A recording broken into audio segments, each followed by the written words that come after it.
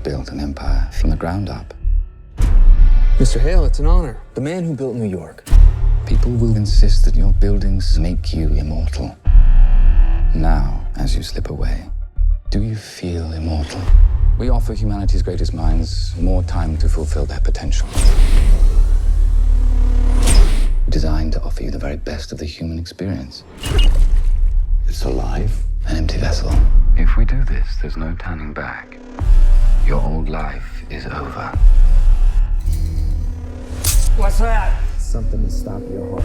What? It's something to stop your heart.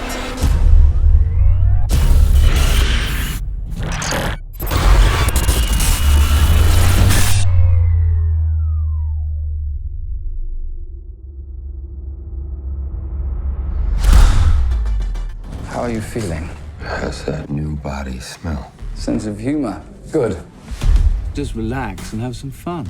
After all, at your age, I'd say you've earned it. And you can have all of this. After all the hard work, you can have all of this. Money in the cars, clothes, you can have all of this. Fall up in the best clubs, you can have all the women. Are you okay? Fine. I just haven't seen anything like that in about 52 years.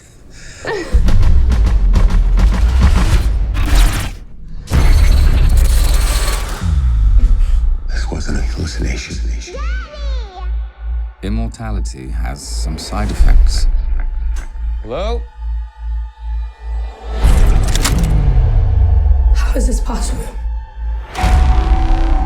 There is no science, no progress without sacrifice.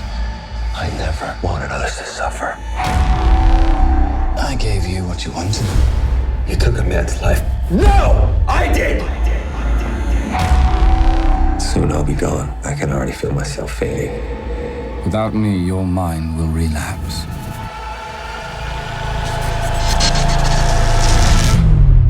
And we both know who takes over. I'm the only one standing between you and oblivion.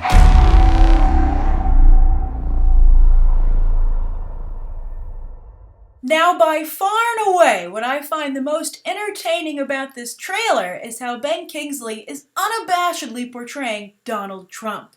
Now, of course, he doesn't physically resemble that self-described titan of New York real estate, but there are other clues. For instance, the line about how he built most of this city, and then, of course, there's his apartment, which is unmistakably Donald Trump's apartment. Either it's a replica, or, I would believe this, they actually shot in Donald Trump's apartment. Now, I don't know why Donald Trump would allow that to happen, considering kind of that the character isn't portrayed in such a great light, but maybe they gave him a great paycheck, or, you know, Donald Trump isn't exactly known for being very self-aware, so maybe he thinks the guy's totally in the right. But also, you might be wondering, how do I know what Donald Trump's apartment looks like? Well, I must admit, I'm a fan of The Apprentice and now The Celebrity Apprentice, and on many a season, they have actually gone into Trump's apartment, which actually looks like that. So again, I found that to be quite a hoot. Now, I also like the overall message here about wealth and abusive wealth and, you know, the class warfare and how it might evolve in the future, you know, using those who aren't as fortunate as literally like husks for those who have the money to purchase them. That is ripped right out of the best science fiction short stories. And I think that there are some of those elements at play here. But this has the, you know, the unlucky situation of following in the footsteps of another science short fiction kind of film, and that's Predestination. And I'm seeing a number of people actually compare the two. Now, Predestination was from the Spierig brothers. They did Daybreakers, both with Ethan Hawke, but Predestination came out just about a month or so ago, largely on demand. It played in a few theaters, but basically, if you wanted to watch it, you had to watch it online. But it's a very solid film. It's not expertly executed, but I think that it excels in the performances, and particularly Sarah Snook, who, I don't want to give anything away, but she really has to convey that she's another actor. And she does quite a good job. And I think that that's why it's coming up in relation to this film, because, of course, Ryan Reynolds is supposed to be playing Ben Kingsley. And I think that's where this movie falls short and why it doesn't benefit from the comparison. And that's because, let's face it, Ryan Reynolds, he's a comedian. He seems to have forgotten that himself. Thank goodness he has the Deadpool movie fast approaching that hopefully maybe will remind him and audiences that that's where he truly excels.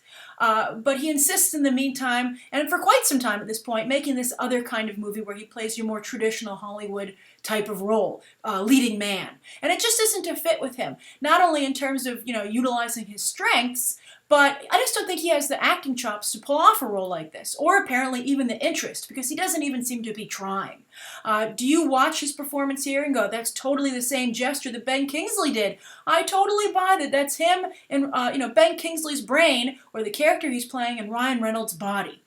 No, it's really just the fantasy of the idea. They just really take in name only that that's Ben Kingsley's character, and they stick it on Ryan Reynolds, and they say, oh, look, now he has youth, but still all the wealth that it took him his whole life the first time around to acquire. So he can enjoy those spoils at a younger age. Although I have to say, Ben Kingsley didn't look that old to me. When they have that line where Ryan Reynolds says to that woman, he's like, oh, I'm sorry, I just haven't seen anything like that in like 50 plus years. And I was like, oh, I didn't really peg Ben Kingsley, as that old, unless, he'd stopped getting action at a surprisingly young age. It just, struck me as odd. And I also think underscores that Hollywood has done such a bad job representing what people look like at different ages, that I think that all of our references are screwed up. That we're like, oh, if you're a certain age, you have to look like super old. And it's like, no, people age, differently, uniquely to themselves. And Kingsley could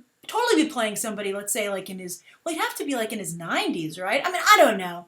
If Hollywood's taught us anything, that a really wealthy guy could hire many a hooker, at the very least, right? Who looks good. So I don't know where that line comes from. I think it's just supposed to be, again, playing into the fantasy of it all. But I don't think that Ryan Reynolds has the acting chops to really pull this movie off. So it's going to rely heavily on the world building and then the other performances. And I do like Matthew Goode here. I like Matthew Goode a lot. I'm happy to see him getting more and more work. He's joining Downton Abbey. He was in the season finale. I was so happy to see him there. What a great match with Lady Mary Crawley. And he's just getting more and more work. He was in The Imitation Game, and I think he's used quite well here. Although his voice is a little similar to Ben Kingsley's. And at the beginning of the trailer, I thought that was Ben Kingsley talking. And then I was like, oh, wait, it's Matthew Goode. So this looks pretty good to me, but it looks like something that, just like Predestination, is something that should really debut on demand, day and date, available either in the theater if you want to watch it, or in the comfort of your own home, or on your iPad or your phone, most likely where people will watch it. But what do you think? Do you think that Ryan Reynolds, is right to pursue this type of career, or do you think comedy is really where he should be? How do you think this compares to Predestination? Maybe you didn't see Predestination, so you're like, I don't know what was going on there, but this looks awesome. And also, are you as big a Matthew Goode fan as I am? All right, thank you so much for tuning in. I look forward to discussing this trailer with you down below, and you can check out some more episodes right now.